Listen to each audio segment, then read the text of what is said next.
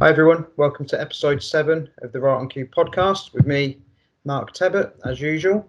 Today I've got former world number 80 Peter Devlin with me. If you say hello, Peter. Hello, Peter. It's going to be a good one, I can see already. So, how are you feeling? Yeah, not too bad. I've just been told I'm in the WST Classic at the weekend, so that's a nice little boost because it's something to do and it's a tournament to play in, and they're quite scarce at the moment. And it's weird because I was really buzzing about how busy the amateur calendar was, which it has been. Every single weekend before Christmas was Q Tour or English Amateur Tour or English Amateurs or Pro-Ams. They were all up north, which was really annoying. So I was doing a lot of miles, but there were tournaments every weekend, sometimes even 2. If you lost on the Saturday, there'd be another Pro-Am on the Sunday.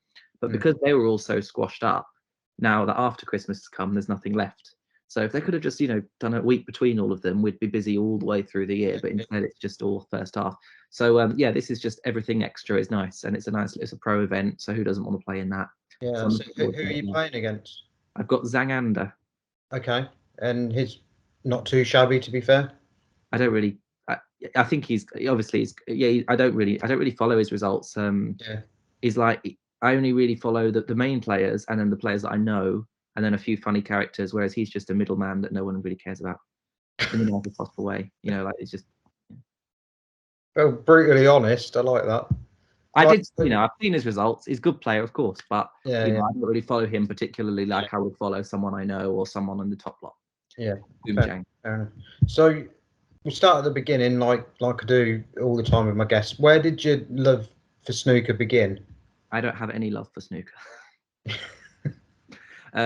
I watched it on telly when I was a kid. Used to be fascinated by all the colours and all that sort of thing. A bit like a cat or a dog would just stare at the screen and just start swiping it. I was a bit like that.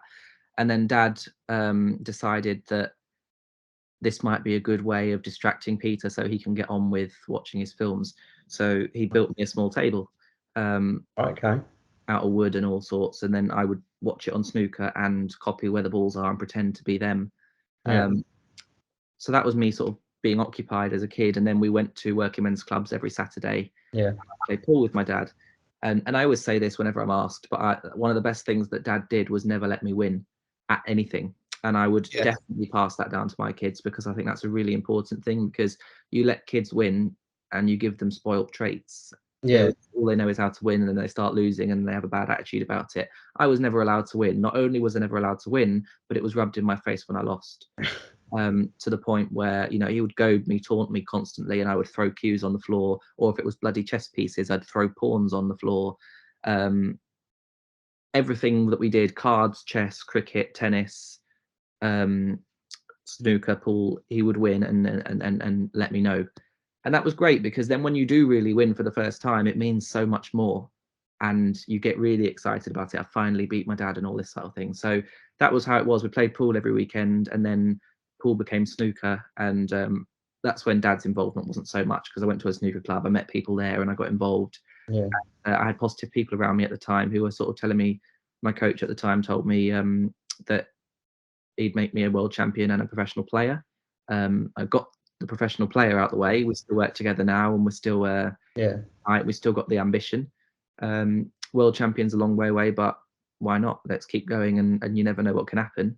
But it was more so the positivity of snooker and the positivity of being told that you're good at something that pushed me and motivated me from that point onwards, from about 11 years old, because I played a lot of sports, football, tennis, cricket, and they were all fun, but I wasn't getting that kind of positivity from them. They were just normal coaches who said, well done, see you next week, take my £5. Or cricket, of course, was a team thing, so you had to be everyone's coach and tell everybody how good they were, when really most of us were rubbish.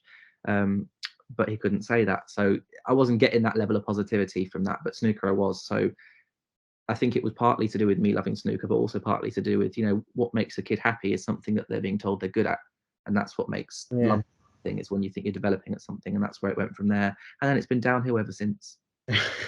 Were you quite natural at playing, or was it through hard graft that you got to the level where you got to? It's a funny mixture, really, because I've always thought that I've got the natural eye coordination. I don't really believe that much in natural talent, because you know, it's easy to say I've got the eye coordination, but then people see me and say, oh, his average shot time's 25 seconds. That makes him methodical, and methodical people are not talented, because that's not always the case. Every slow, methodical player that you see nowadays, people say, oh, they're not that talented, but they're very good. You know, talk about someone like Selby, or if we're talking about new people coming through, Joe O'Connor, solid as a rock, steady, growing and improving all the time. But people will say, oh, that's not talent, that's just hard work and solidness and steadiness, which it might well be. But just because someone's fast, like Techchire and New, they say how talented he is. Does that really make him more talented just because he's fast? Because that's all he really is that's different. Lasowski, everyone that they say is extremely naturally talented, like Ronnie, Lasowski, Techchire, they're just faster than everyone else. Does that make them talented? Do you think it's maybe because they might see a shot quicker than other players? They might see a shot, yeah. They might be a quicker thinker. I don't necessarily think that makes them more talented. And especially when you look at Ronnie, I've read his book and obviously hear all the stories about him. The guy was practicing hours and hours and hours from like 9 years old. Yeah. Way above anyone else's practice hours of that age category. So in my book, does that make you extra talented, or does that make you a lot harder of a worker and someone who's put more time in? And for me, there's no such thing as, when people talk about young players or old players, I don't think it's really about age. I think it's more about what I would consider to be snooker age, which is basically just years played. You know, you see sort of kids coming through at the age of 15 who are like, wow, how good are they for their age? And then you think, well, actually, they've been full-time players since they were 6 or 7. So actually, they've played 9 years, and there might be a 25-year-old who's played since they were 16, who's also played 9 years. So in that way, a 16-year-old and a 25-year-old are the same kind of age because they've played the game the same amount of time. I see what you're saying. I think that gets overlooked as well in terms of, you know, people say, oh, talent's everything, when actually it's, you know, some people don't start till a lot later. Some people don't get the chance to put those sort of hours in. And then people just stick a big label on saying most talented person, and that puts a lot of pressure on. So yeah, for me, I've always thought I've got the talent in terms of, you know, I've got generally decent coordination. But after that, it's all been hard work, and it's all been banging your head against a wall and coming out of it the other end without breaking your head. Yeah. So in 2016, you became the under-16 champion. No? Under 21. Under 21. Just check my notes. Yeah, under 21. Sorry. That's right. Yeah. Do you remember from the tournament? Do you remember much about the matches that you had? Oh, everything. Memories like that are ingrained forever, you know. Yeah. And you know, that was it. Kind of came out of nowhere, that tournament, because I was a mid-range. The Premier Tour back then, controversial, but was a lot better than what it is now. You know, that it meant so much doing well on that Premier Tour, and the names, you know, we're talking I don't even want to go through the list of names, but you know what it was like. There was so many names. There's about 15 pros from that Premier Tour. And the top of them was like Slezzer, Cahill, Carty, Joe O'Connor, Oliver Lyons, Sanderson Lamb, George Pragnell, Harvey Chandler. There were so many names: Stephen Hallworth, Louis Heathcote, Sam Harvey. When I first got on there, winning a match was a massive deal, and it was groups of 5. It was 4 best of 5 matches, and then if you got through to the knockouts, which was top 2 in the group, it was best of 7s all the way. So them tournaments meant something, whereas now it's just like best of 5s from the last 16 onwards, just straight knockouts. So you can win 4 best of 5s and win the tournament. It's just not the same. But I'm rambling. But the Premier Tour was a big thing, and there was a lot of big names on there, and I was a mid-tabler. So, you know, it kind of came out of nowhere. I was always just sort of getting to the odd quarter or semi and not doing much more. Then the English under-21s came about. I got through the qualifiers in Brighton, and then got to the last 16 in Leeds. I had to beat Josh Mulholland in the last 16, and then I beat George Pragnell 4-0 in the quarters, and that was a very, very solid performance. And it was one of the first, awesome player, good guy as well. And it was one of the first times when I'd got to the later stages of an event, and I still felt quite calm, because, you know, it was new to me. So a lot of the time I get really excited and a little bit too much adrenaline, but I felt reasonably calm and in a good frame of mind. The semi-final was against Louis Heathcote, and he played superb. He had four breaks over 70 in that match, and I didn't have any breaks over 50, and I won 5-4. And that particular match will always remain in my mind, because I very much believe in, it's not so much fate, but it's like, it's what I call the timeline of events. And what I mean is, certain thing happens, it might sound completely irrelevant or not important, but that little thing leads on to something else, which leads on to something else, onto something else. And then when you get all the way over there, that thing wouldn't have happened if it wasn't for all the way back at the start. Yeah, yeah. So in the decider against Louis, he pots a black, splits the reds open, a red goes in. From that chance, I then end up winning the frame or winning the match, or almost winning the match. If the red didn't go in, he has that chance and he wins the match. By winning that game, I then got to the final, won it. And by winning it, I then got to have the chance to go to the European Under-21s, World Under-21s, English Home Internationals. And I got like 4 or 5 more tournaments that I'd never played before and that I wouldn't have played had I not won that tournament. All that experience then counted towards me the next season when I started going on the Pro-Am circuit and the Q School stuff. And then, so when I look forward to turning pro and achieving what I did, would I have necessarily done that had it not been for all the experience I'd got as a junior? And I wouldn't have had any of that experience as a junior if I hadn't beaten Louis, and that one bit of luck went his way. I'd never have got the Europeans, Worlds, Home Internationals, and then I might never have got anything else. I might not even have still played anymore. Because if I lost that match, I'd have just been on the Premier Tour, mid-table, turning 21, and having nothing to show for myself. So it really, every little thing in life can mean something massive in the grand scheme of things. And I always remember that match for that little bit of luck there at the end.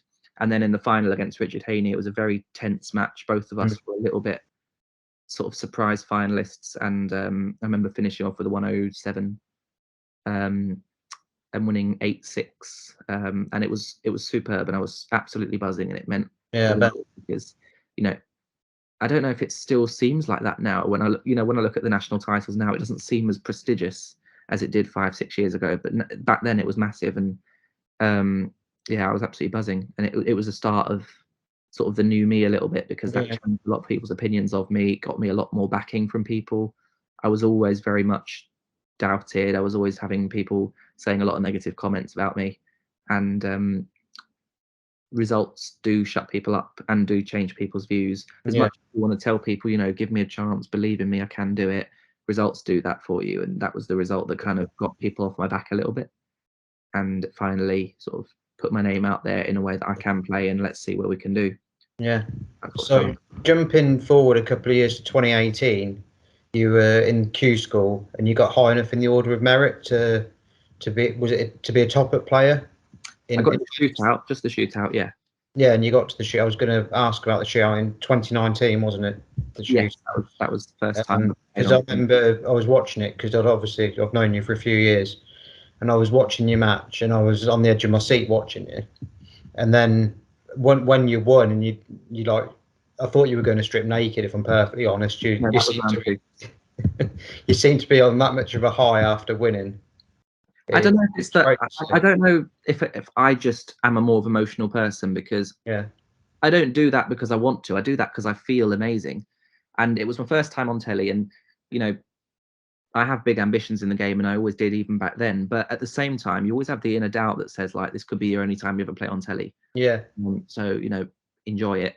And the butterflies were there. It was very nerve-wracking, just in the lead up to it, you know, knowing that this is a packed crowd. And still, that was the best crowd I've ever played in front of, because that was packed Watford, whereas Leicester's just not quite the same. That was Watford. It was loud. It was very busy. And I think they told me backstage that it was the sort of loudest crowd they'd ever had, because it was a nighttime session, and it was great. And once I'd won the match, there was relief, but it was awesome to be able to celebrate in front of kind of a home crowd. It was Londonish, and you know, why not? You know what I mean? I was feeling amazing. Why subdue it? There's no need to subdue it. And then Mum comes out and runs towards me and grabs me, and I was like, oh, here we go, Mumsy wants limelight. So it was all brilliant, and it was really nice. And when I was in the shootout last year, I brought Mum again, because I thought it would be nice to, if I was to win that match, recreate the moment, because Mum's obviously, she's got early stage dementia now, and I look after her quite a lot. But a lot of people still remember her just from that shootout, and it would have been nice for them to see, oh, look, there she is again 3 years later. Look how different, like, she looks, and oh, look how different he looks. Look how different she looks. And so that would have been quite nice, but it didn't happen. But it was a really, really fun experience the first time I played the shootout. And the crazy reaction was just because that's how I felt. You know, some people might not feel that, and I could have just subdued it and gone, yeah, I was really happy with that performance, on to the next one. But I don't really feel like lying. You know, I was buzzing, and I'm not going to be, you know, letting that affect my performance. You know, I was calm the next day, but why not enjoy it? Because, Yeah. as I said in the interview, YOLO. There's no point. There's no point just pretending you're not enjoying it because you want to look like you're being professional and that it's not a big deal, and then you're not allowing yourself to experience the moment. You know, I've got that video. I watched that video back, and whenever people who don't know about snooker ask me, "Oh, what's it like playing in a snooker environment?" I ain't going to show them my match on Eurosport where I'm playing a serious game. I show them that because that's what looks like amazing. That looks glam. Yeah. If they don't know about snooker, they don't need to know that it's a one-frame shootout. All they see is, oh wow, look at all that crowd. They're going crazy, and that's what you want to see. So yeah, doing something like that's brought a memory that's always going to last. Yeah, and the year after, in 2020, you turned pro. Did you have any certain expectations for on the 2 years that you were professional? Well, first of all, best feeling ever. Can't ever begin to describe how awesome that was. I was so drunk for such a long time after that. Expectations. If I'm honest, I didn't expect to. At first, I don't know if it's. We all have self-doubt. I wasn't sure if I'd win a match for 2 years. I was nervous because I was worried about the fact that, you know, everyone's so good and I'm not experienced and I haven't got the right tables to practice on and I'm disadvantaged, blah, blah, blah.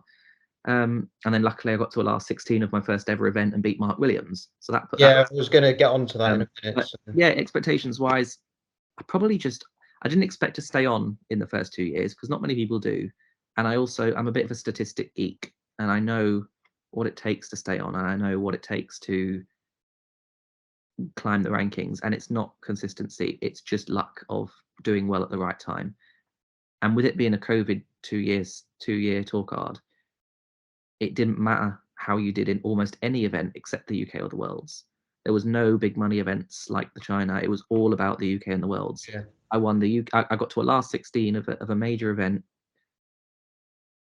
and then got leapfrogged by every single person who won one match in the UK Championship. Right. Because they won $6,500 for one match, and I won $6,000 for 3 matches. So I've climbed up loads of places by winning 3 matches against 2 top 30, Mark Williams and a top 16 player, top 32 player, and then the next tournament comes about in the same venue with all the same players. 64 players who win their first round match go above me, and I was like, how are you there? Because I'd done 3 matches. Best of 9s, and they'd done one best of 11. Some of them hadn't even done a best of 11 because there were loads of withdrawals because of COVID. So people were jumping above me without even playing a match. And then, of course, with it still being such a big money event, people were getting to like round 2, round 3, and winning 18,000. And I'm now looking at them thinking, wow, if I want to get to climb up to where they are at 18,000, I need a ranking event semi-final. And that was unlikely to happen. So, you know, I looked at the stats like that and I just thought, you know what, there's not much you're going to be able to do to stay on in COVID times unless you do well in the Worlds or the UK. Because getting to last 16s is worth $6,000, and if you want to stay on the tour, you need about 70,000. So you know, that's not a thing. You need working at the time when you were professional to sort of make. I was doing bits on the side, just mainly helping mum because I've always looked after mum as well. I was just putting as many hours in as I could. I was putting, you know, a fair amount in towards the second half of the season. Towards year number 2, I was finding it more of a struggle because lockdown was still going. I was struggling with clubs to play at. Not, you know, most of them were closing or facilities weren't available, or mainly just having people around because I need people around me to sort of feed off a little bit and positivity and people to just help out with practice, or even just club players to come and give me a game to keep me occupied. That wasn't getting that. So it was a struggle towards the second half, and there was such a lack of tournaments and so many gaps in the calendar. There was no pro-ams either to fill that. So it was very demotivating just having nothing to play in and sort of practicing, you know, for 2 months without having anything to earn anything from was tough. So we'll go to the European Masters where you reached the last 16. Did you just say it was your first event as a pro? Yeah. That must have been incredible feeling to get that far. Yeah, I was like, this must be what it's like. this must be my level. You beat Mark Williams live on TV, didn't you? Yeah. So I beat Was it Zach century made in the Century in the decider. Yeah. Yeah. I beat Zach Shirty in round 1, who I'd played in so many pro-ams not that long before and lost every time. And then obviously it was my turn to win when it really mattered, which was nice. And I still practice him now. He's a very, very good player and nice guy. And it was great to sort of have that as a first round win, because I knew that Williams was next. And the good thing about the first season was that it was all in Milton Keynes, and if you won your first match, you actually played round 2, which we don't do nowadays. So in the second season, I couldn't get nothing going because I'd win a match, feel great, and then not play again for another month. And then I'd come back after a month and play someone completely different in another tournament and then lose, and then someone else in another tournament and then lose, and then come back to the tournament where I won the match in round 2 after I've just lost 5-0, 4-0. And it's like, this, I don't feel good now. Whereas in Milton Keynes, I've just beat Zach. I feel great. I've just won $3,000, which is the most I've ever won in one match. And now I've got Williams the next day on the same sort of tables in the same arena while I'm already sharp. That's how you build confidence. That's how you build momentum. That's how you let people develop. So I went into Williams' match feeling reasonably settled. Whereas if I'd gone into that match off 2 months of no playing and turning up into an arena and playing Mark in a match where he's already had a first round match in there because he's a seeded player, different story. But yeah, no, I played very well in that match. I took my chances well. Obviously made a century in the decider where I'd already had some half chances to finish it off 5-2 and 5-3, and I was gutted about that, and still managed to hold it together and win 5-4. And I was so in the zone, like it just didn't even feel real.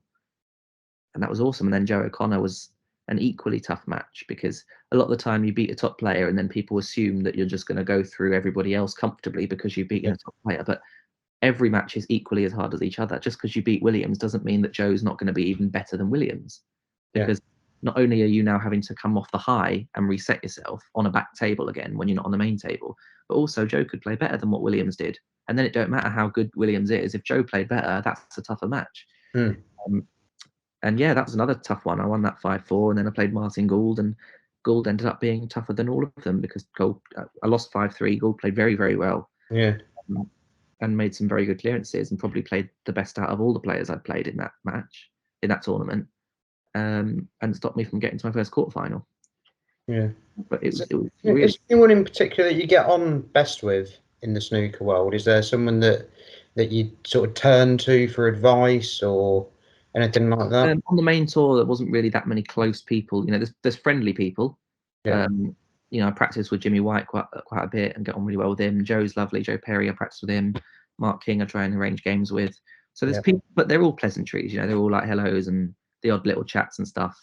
You know, in my close circle, I've got people like Josh Tom and Josh Cooper, Fergal Quinn, Matt Glasby, and a few others who sort of, they're my people that I would sort of stay with in hotels and stuff and talk to outside of snooker. But yeah, on the main tour, it wasn't really a sort of friendly environment. Plus, it was COVID, so they were actually encouraging us to not go near each other. That didn't help. Did you travel by yourself to tournaments, or did you have anyone like chaperoning you? Not really allowed to have anyone with us, so a lot of it was just traveling on your own. And did you prefer that, or?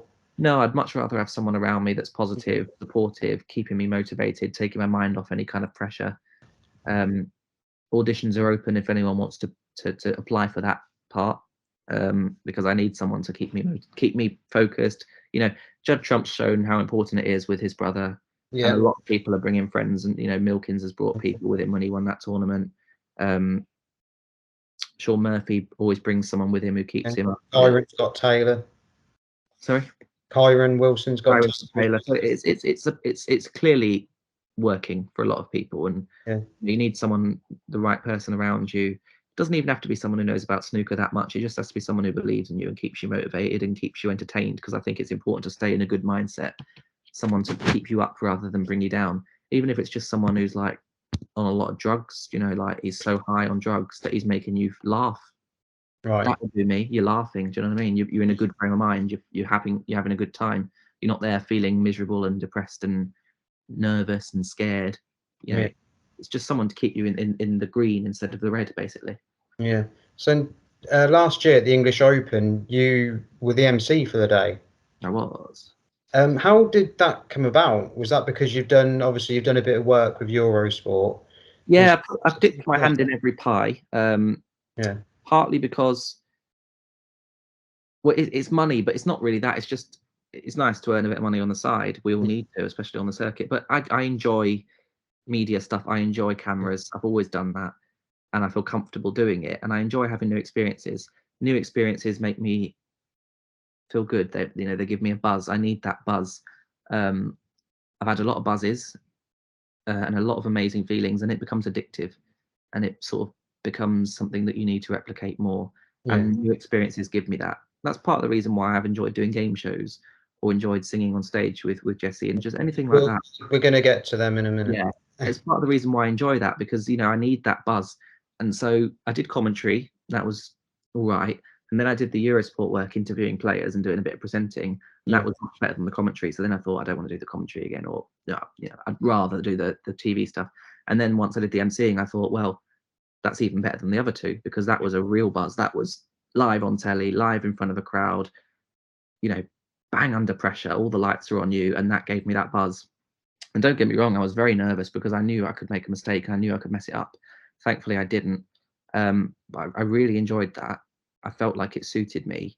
But I also felt quite guilty, not going to lie, because, people do that for a living. People do study for that. People do train for that. And I've just completely come off the street with no experience. Right. And just walked into the job that's not my job, and according to a lot of people have completely smashed it and done a great job, and done a job that basically could be a professional job. So an equal level. A lot of people said some really nice things, and I although that's great, because it is just a charisma thing, obviously, and although that's great, I feel a little bit guilty because obviously it's someone else's job. Whoever's job it is. Yeah. It could be me sort of taking that. And obviously that is life, and that is the industry and stuff. But yeah, if I was asked to do more, I'd love to, because I really enjoyed it. And I was going to say, would you do more if they asked yeah, you to do it? I just spoke to World Snooker at the time, and I said, look, if I do fall off the tour, I would like to A, earn a bit of money, and B, keep in touch with everybody, because it is a bit of a family, and I do like people that work there. And I said, look, I want to still be involved in some way or another. So if you have any media work, whatever that may be, just let me know, because I'd love to, do something to keep my foot in the door in a way, so that I can still see the players and still see the officials and the staff and the fans and stuff, and then hopefully get back on the tour, and then get back to doing that. And then they said, look, we'll give you a trial day for emceeing, and see how you get on. And so I did that, and I think it went really well, and I did really enjoy it. So it's something I'd love to do more of, although the human in me does feel bad. Yeah. But I did really enjoy it as well, and I think I did. If you're good at it, then yeah, I felt like I was. I do play the game, so I know what to say to the crowd, in terms of the rules and how to respect the players and stuff. But also, I do feel comfortable on camera and natural on camera. And I've never taken myself seriously. I've never tried to take myself seriously or pretend that I'm, serious. I take my snooker seriously. I take my personality with a pinch of salt. That's why I do stupid videos. That's why I do silly songs, because I'm not taking myself seriously. And I think that people should laugh as much as they can and enjoy themselves as much as they can. And I like to make people laugh, and I like it if I can make people happy. So, off the table, I'll do all sorts, and I'm comfortable doing stuff like that on camera, because that's always what I've grown up doing. Yeah. A little bit of background in acting and, stage stuff. It's just what I'm natural at. So yeah, I just like to take myself not seriously, and make people happy. And obviously on the table, then that's a different me. So yeah, it was good fun. It was something I'd like to do. Awesome. So obviously you've briefly said about your raps that you do. You've got over 1 million views on social media, which is nothing nowadays, is it? Everyone's got not too bad. Not too bad for a rapping snooker player, though, is it? No, but honestly, if you see what TikTok's like, it's like a 16-year-old girl just going like this. Just to some music, that's it. And Yeah. then that was it. That was all it was. And they've got like 4 million views and 100,000 comments saying, "Girl, you look fab." And it's like, I spent hours on my stuff. What's going on? Like, how did you get into rapping? I'm not allowed to say the real reason, but Right. well, I am, but it's in the nicest possible way. It's because as a white kid in school, I wanted to get with the cool kids. Right. Okay. And you know, I was a bit of a, not an outcast, but I was basically just, I wasn't fitting in too well, and I wanted to be like part of the group of kids that were sort of the people I liked, the people I wanted to be with, and I wanted to get accepted. So I just did this one rap, and then suddenly I just performed this rap out of nowhere, and it's like, oh, duh, and all that, and then that's it. I'm in now, and then I made my way from there. So it was just one rap in school, off the cuff, and then like, I'm now cool. I'm now popular in school. Oh, okay. And that was the end of it. Do you like doing the freestyles better than having to write your lyrics out? Do you prefer just to do it off the cuff? Oh no, I don't like doing it off the cuff. It's because Nice. it can much more often go wrong. But I did it in school and then never touched it again. And it's funny because I used to hate rap. I used to hate it. I used to just think it was just like, everything about it was just advertising gangsters and everything bad. But then obviously I became a gangster, and then that's why it's all changed. But You're the least gangster man I've ever met. well, don't make me switch on you, yeah. Man's really about it. You know what I'm saying? You're done now.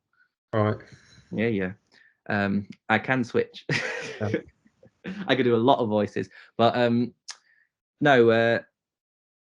I think the actual songs where it became genuinely a YouTube channel was the first one was Subway Rap, and it was just me in hospital eating a Subway while I had an allergic reaction to a hazelnut, just chilling in hospital eating a Subway and thinking, I'm bored, this sandwich is nice, let me do a song about it. And it was a little bit inspired by someone else on YouTube who did a similar sort of parody, which I thought bang average, but it got so popular, and I thought mine's better than that, so I'm going to do it. And then I did it, and of course it didn't get that kind of popular because it's just luck of the draw if you go viral or not. But I enjoyed it, and it got a good reception. And again, I liked making people laugh. People were saying it was funny and all sorts. So then I made the song about Tinder Girl, which was about a Tinder date I went on, and then the prawn cocktail song, and then it all just sort of built from there. Every time I found there was something that was relevant or something that made me laugh or something I felt passionate about, prawn cocktail crisps, I'd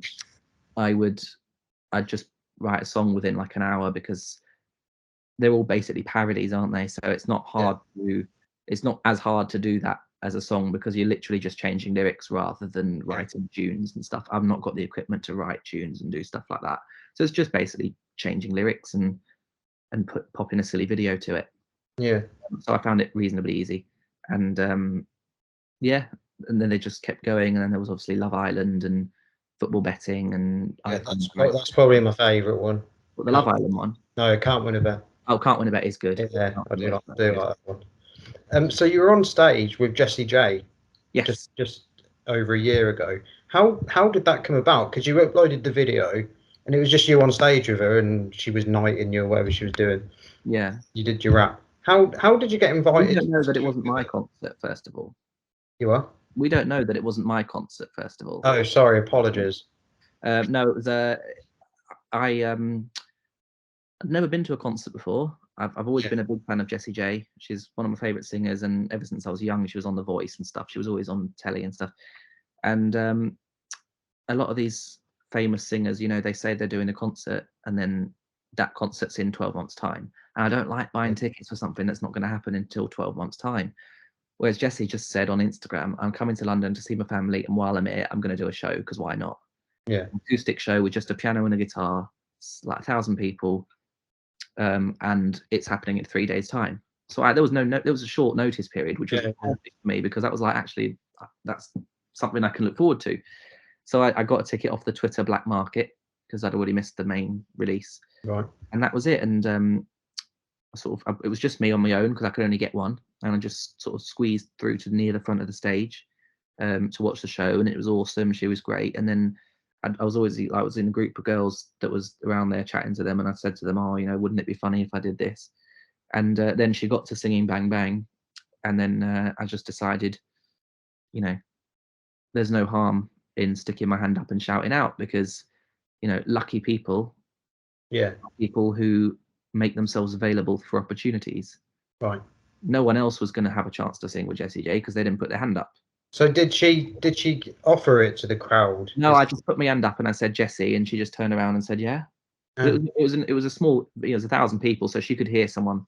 Yeah. I was like, I'll do Nicki Minaj's verse, and she was like, you'll do it? And I was like, yeah, how about it? She was like, how about it? All right, have we got another microphone? And I was like, great. So at that point, I started getting like really nervous because I'd realised it was going to happen. Yeah. But then once I actually got on stage, I wasn't nervous at all, which is frustrating because I wish I could be like that for snooker. But yeah, no nerves whatsoever. And I, you know, let's be honest, smashed it. You know, it You're was too good. modest, Pete. No, but it was good. It went really well. You know, To be fair, I'm yeah, not gonna, you know, I'll tell you if it wasn't good, and just like, you know, snooker, I'm not gonna lie. If it's snooker's bad, I'll tell you, and if it's good, it's good. You know, I was proud of that performance. It was 2 minutes opportunity with Yeah. a superstar, a chance that no one's going to get in their lifetime very often, and I took it and it went really well, so I was proud of it, and I'm going to big it up. Yeah, it was great. It was great fun, and just one of the best 2 minutes ever, because you're on stage in front of a load of screaming girls singing a song. Do you think people were pleasantly surprised in the crowd when they heard that you could actually rap? Yeah, definitely, because you could hear as soon as I started, then there was a lot of noise as soon as I started, because they were just anticipating what's it going to be like. Yeah.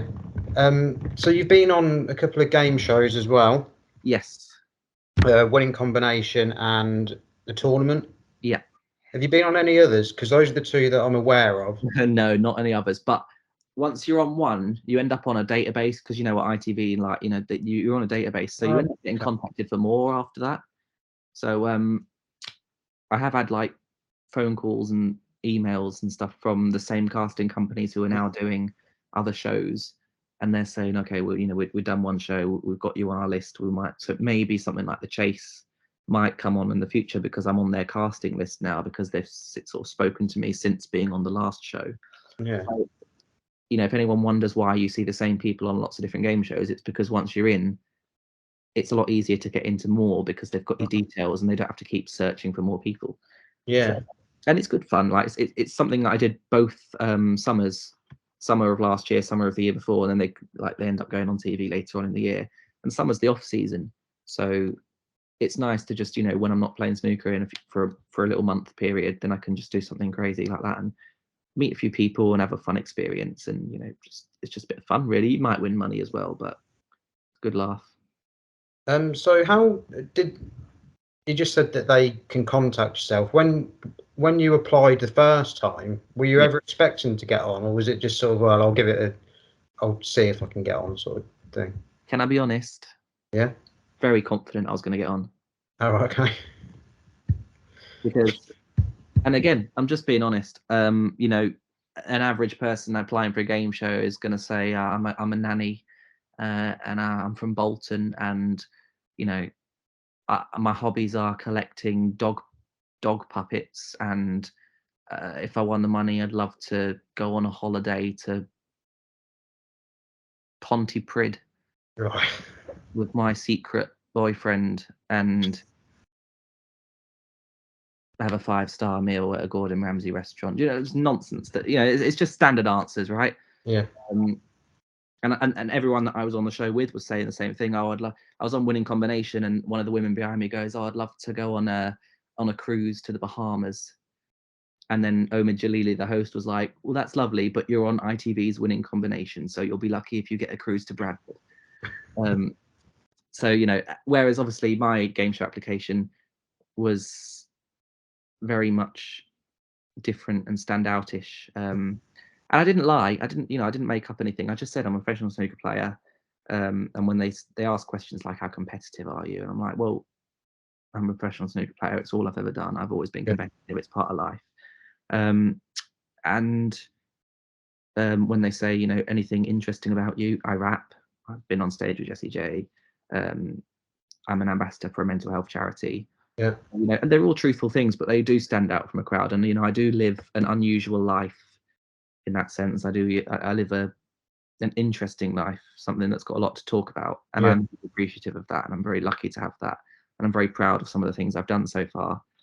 Still got a lot of hunger to do more, but I've done a lot that I'm proud of, Yeah. and that's something I can talk about on those applications and definitely stand out. So I definitely believe that if someone saw that application, they'd put it forward, and then if they ended up speaking to me on the phone, then I've got a good chance of Yeah. doing myself well.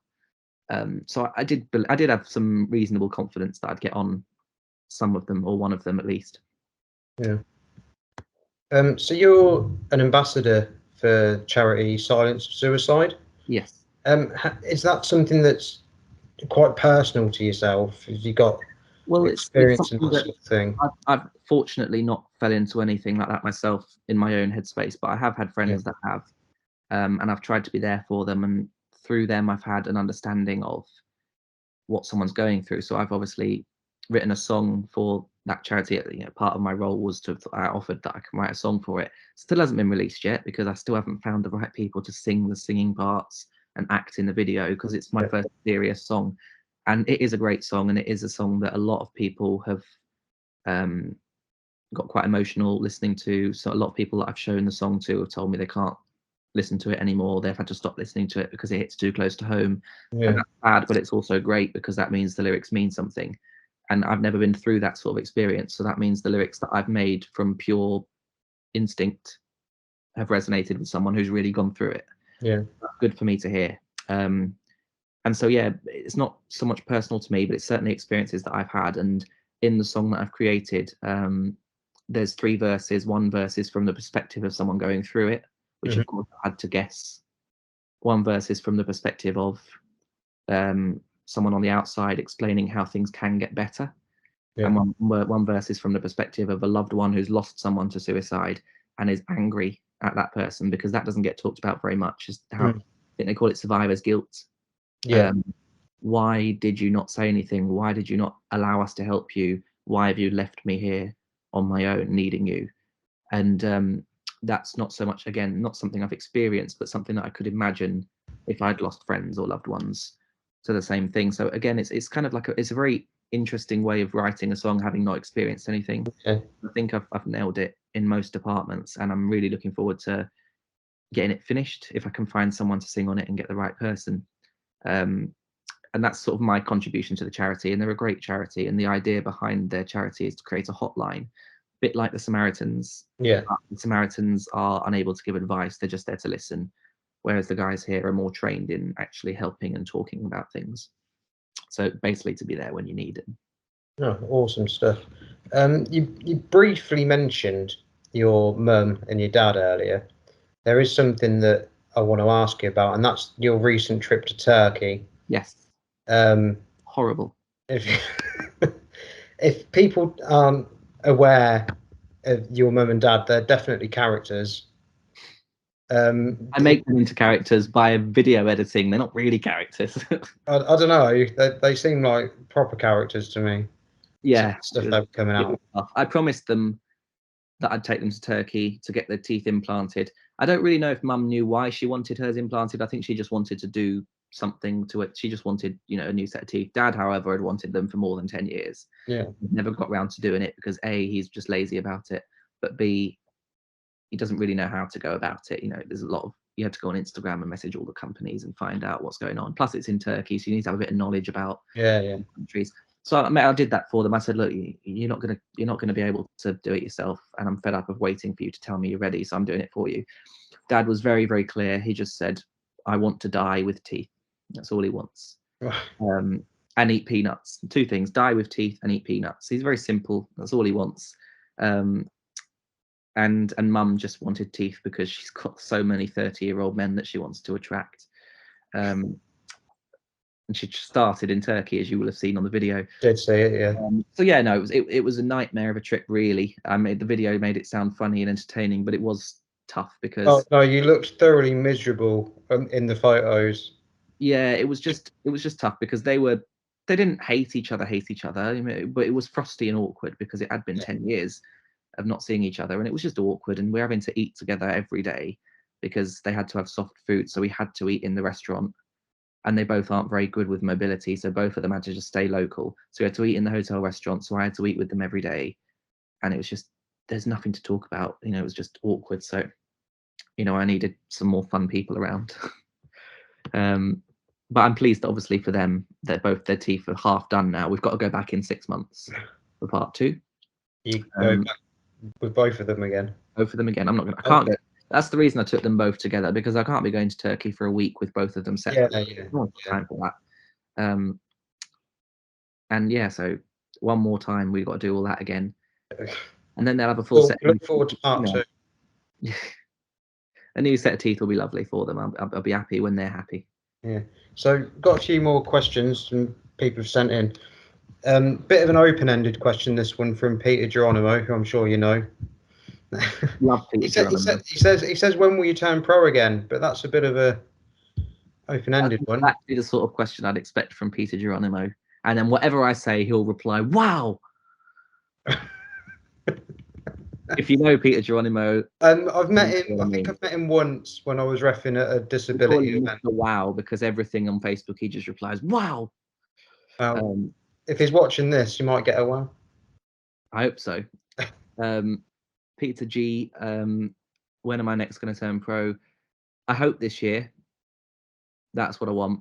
There's a few chances left, but if not this year, then obviously I'm just going to say hopefully next year, as soon as possible is the hope. Would Q School be your path? Yes. Just I'll be fighting and fighting to get back on, because that's where you've got to be now. That's where you've got to be. Yeah. So from Gary the Blade Filtness, who I'm guessing you're quite friendly with, he says, when you were a pro, would you have preferred a tiered system or the flat 128 draw that you played on? It's an interesting question. I'm very much on the fence, and for that reason, I'm going to say half and half. I would like to have both, because I think the tiered system is extremely important, because it's allowing players to play people of their own level and then build it up. And if we look at someone like Zach Shurity or Andres Petrov in this year's UK Championship, they got to the final qualifying round by beating someone in the first round who was meh or similar level or a wild card, and then they played someone higher up, then they played someone higher up. You can build confidence doing that. You can build confidence, you can build your game, you can get better and better as you go on.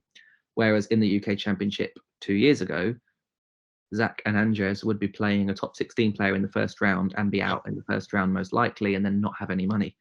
So in that sense, yes, it's the right thing for a lot of tournaments, because you're growing in confidence with every match, and at least you're playing more matches and you're having more winnable games early on, so you can have a lot of close matches even if you're not winning, as opposed to drawing top players all the time and losing heavily and going home battered and bruised. But I do like the flat format system as well, because it creates opportunities that wouldn't have been there, the opportunities for draws to open up, the opportunities for earning money, because you win one match, you win $3,000 in, let's say, the home nations, and then $4,500 for round 2. Whereas if it was tiered, you'd be winning like 1,000 for the first match, then 2,000, then 3,000, because that sort of amount of money wouldn't be able to be flown about as much. I wouldn't have had the opportunity to play Mark Williams on TV if it wasn't for the flat draw. And I wouldn't have had the opportunity to earn $6,000 in my first ever tournament if it was a flat draw. I'd have had to win 4 matches just to get to the top players. So I'd have had to win 4 games just to get to Williams. And then I wouldn't even have had $6,000 by then. I'd have had to then beat Williams. So I'd have had to win 5 games to win that same amount of money. So the flat draw creates opportunities and creates great surprises and chances to have deep runs. Whereas the tiered system allows you to grow into tournaments and have more matches and build more confidence. So for me, the conclusive answer would be home nations events, all flat, get everyone back in the venues, stop the qualifying rubbish in stupid leisure centres that nobody cares about. Everyone back in the venues, meeting the fans, mixing with the fans, and having just a chaos day like they used to be in the first round of the home nations. 4 home nations flat draws, things like British Open and shootout, flat draws. Then let's say European Masters, German Masters, Turkish Masters, tiered, best of 9s all the way through to the main event, get 32 at the main event, and World Championships and UK Championships tiered. So a nice mixture, 6 tournaments one way, 6 tournaments the other. There's no better answer than that, and I'm completely confident to say everyone else is wrong, and that's the right answer. But why not? That sounds good to me. And It does sound pretty good having a bit of a mix. Then maybe both the same there. Maybe same as the old school in China. One tournament has the flat 128, one qualifying match, 64 players go to China. Yeah. Maybe the odd tournament will have a tiered system. So maybe half and half with China, or 2 Chinese tournaments like that, 2 Chinese tournaments like that. Yeah. That's the right way for me, because that's the best of both, and I think both of them are great in their own way. Yeah. So another question from Rob Cockle. He watches all of these. So hi, Rob. I'll actually see Rob like maybe in a week or so because we play in the same pool team. But there we go. He's asked, how many hours on average do you practice per day? It's very, very random, to be honest. If I'm playing on my own, it will be between 2 and 5. That can depend on a lot of things. It can depend on my mood, or if I'm feeling all right, if I'm not feeling well, or it could depend on if I need to go to do some other work outside, or take mum to an appointment or whatever, or whatever it is. So it could be anything from 2 to 5. And obviously, if I go to travel with someone like Jimmy White or Joe Perry or whatever, then it will probably be 4 or 5 hours, 6 hours, depending on how long it goes. Yeah. So it is very random. Perhaps something I need to work on is structuring it better to make sure that I'm putting more hours in more consistently. That's something I probably need to work on. Getting up earlier maybe, and going to the club earlier to make sure that there's tables available. Because where I play, one of the places that I play has only got 2 tables, and it's an old school work events club, which means that a lot of people come at all times, and the rules are, if someone's on a table, they have to come off for you, and then you have to rotate. And that applies to everybody, even me, even Ronnie O'Sullivan, because he goes there sometimes. If someone's on the table, you have to join in, or you have to wait. So sometimes I do get to the club and I start practicing, and then someone else comes in and I've got to alternate. So if I get there earlier, that should fix that problem. So yeah, I need to structure my hours better, but just get up an hour earlier. Yeah, so it will be about 4 hours on average, sometimes 3, sometimes 5. It'll be about 4 a day. Okay. So another question, Douglas Hogan says, with your inside knowledge, how many pros, on estimate, can afford a car and pay their rent without any other source of income? Douglas is Mr. Negative. He always has been. I know Douglas. Nice guy, but very, very negative about everything. So he wants me to answer this negatively so that he can say that the World Snooker Tour is bad. Right. I'm going to say everybody can own a car and everybody has everything. It's all good. No. If it's purely on snooker earnings, then I guess you just have to look at the rankings. The bottom 64 players aren't earning a normal wage. So I haven't got the rankings in front of me, but I'd probably say the top 64 are earning okay, and the bottom 64 are all, if they were having to, pay for a house and family and kids, would not survive on snooker alone. Yeah. I mean, obviously, with the WST in the 20 grand top up, that's obviously helped a lot of players.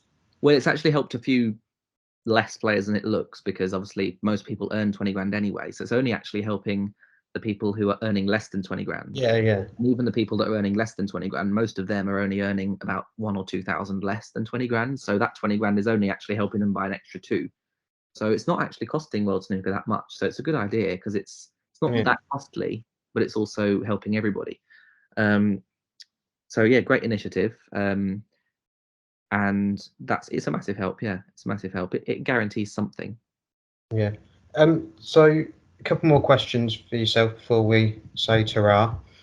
If you had your own Mount Rushmore of snooker, who would you put on it? It doesn't have to be 4 players. You can have anyone you want on it in the snooker world.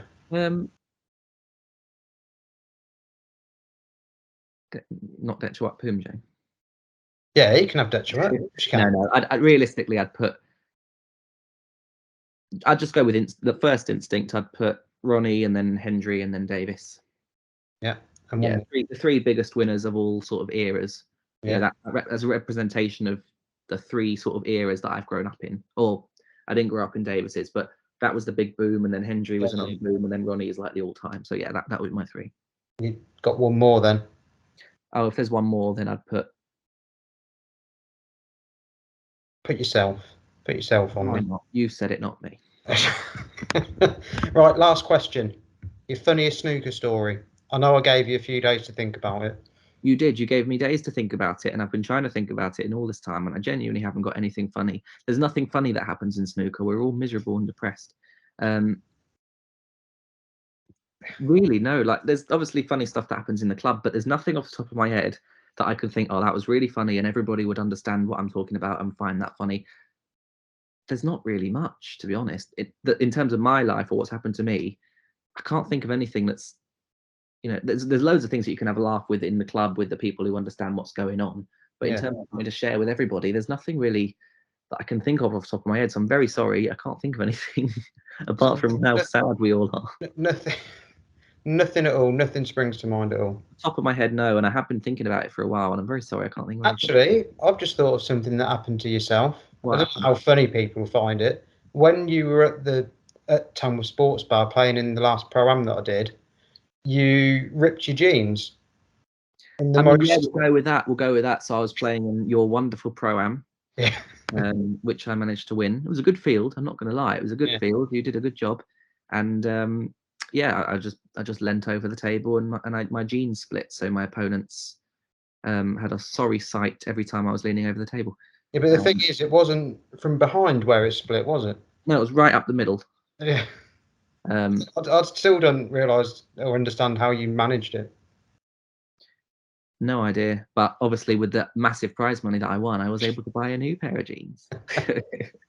Excellent. Right, that's it. I'm out of questions for yourself. I've actually really enjoyed this. Been a good laugh. Oh, good. So I'm going to say thank you for watching. Thank you to Peter for telling us all of his stuff. And next time, I think we're going to be having Ryan Thomason on. I don't know if you know Ryan. Peter, do you know Ryan very well? Aussie, yeah. So hopefully we'll be getting Ryan on. And thank you for listening. If you're listening, watching, however you're tuning in. So thank you very much, and we'll see you next time. So goodbye. See you later. Cheers. Bye.